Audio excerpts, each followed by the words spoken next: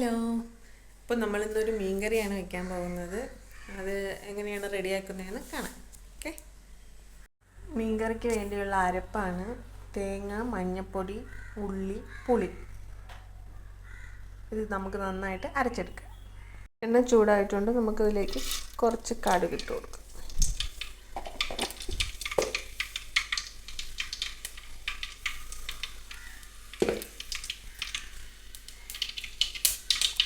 കടുക് പൊട്ടുന്നുണ്ട്. തീ കുറച്ച് വെച്ചിട്ട് നമുക്ക് ആവശ്യത്തിന് മല്ലിപ്പൊടി,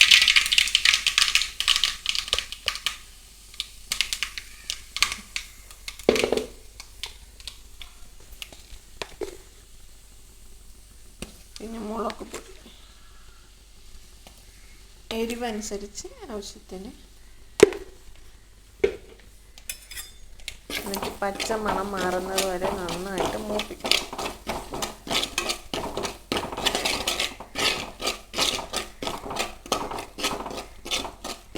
ഇവിടെ എരിവ് അധികം വേണ്ട കേട്ടോ ആർക്കും. അതുകൊണ്ടാണ് 1.5 സ്പൂൺ മുളക് പൊടി മാത്രമേ ഇട്ടിട്ടുള്ളൂ.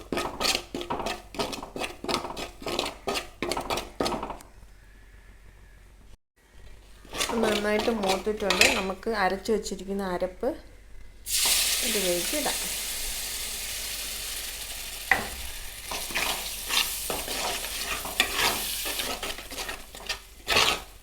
ഇതിൽ ഞാൻ എന്തൊക്കെ അരച്ച് വെച്ചിരിക്കുന്ന അരപ്പിന് ആവശ്യമായ സാധനങ്ങൾ എന്തൊക്കെയാണെന്ന് പറയാം കേട്ടോ.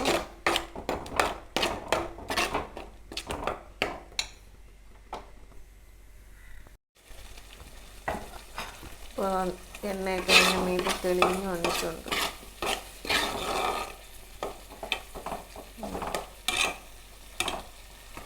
നമുക്ക് വെള്ളം ഒഴിച്ചു.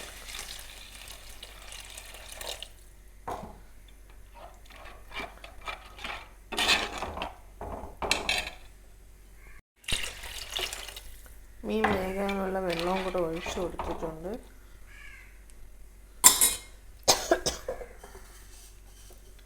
നമുക്ക് ഒരു ഉപ്പും കൂടെ ഇടാം കേട്ടോ.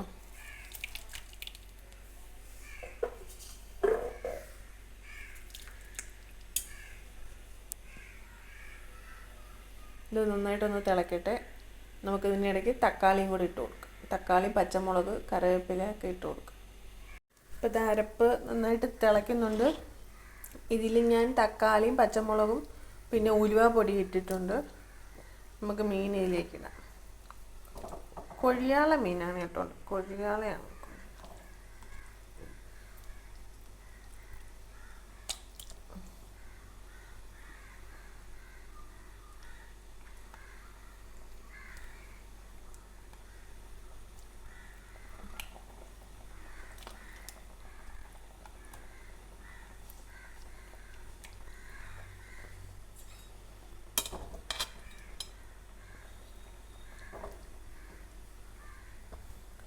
നമുക്ക് അടച്ചു വെച്ച് വേവിക്കാം. അപ്പോൾ നമ്മുടെ മീൻകറി റെഡി ആയിട്ടുണ്ട്. അപ്പോൾ എല്ലാവർക്കും ഇഷ്ടപ്പെട്ടെങ്കിൽ എല്ലാവരും ട്രൈ ചെയ്ത് നോക്കാം. Okay, by.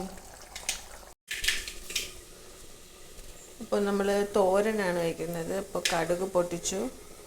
ഇനി ഇതിലേക്ക് കുറച്ച് ഉഴുന്ന് പരിപ്പിടാണ്. ഉഴുന്ന് പരിപ്പിട്ടു.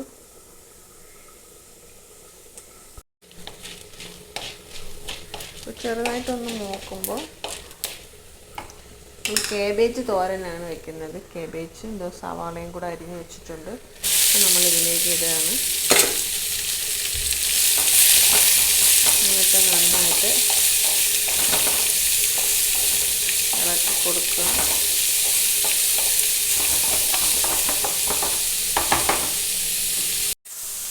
അപ്പോൾ തോരനുള്ള അരപ്പ് റെഡി ആയിട്ടുണ്ട്. അത് തേങ്ങ, വെളുത്തുള്ളി, ജീരകം, പച്ചമുളക്, മഞ്ഞൾപ്പൊടി ഇവയെല്ലാമാണ്. അപ്പോൾ നമ്മൾ അരപ്പ് റെഡിയാക്കി ഇട്ടിട്ടുണ്ട്. ഒന്ന് ഇളക്കി കൊടുക്കുക.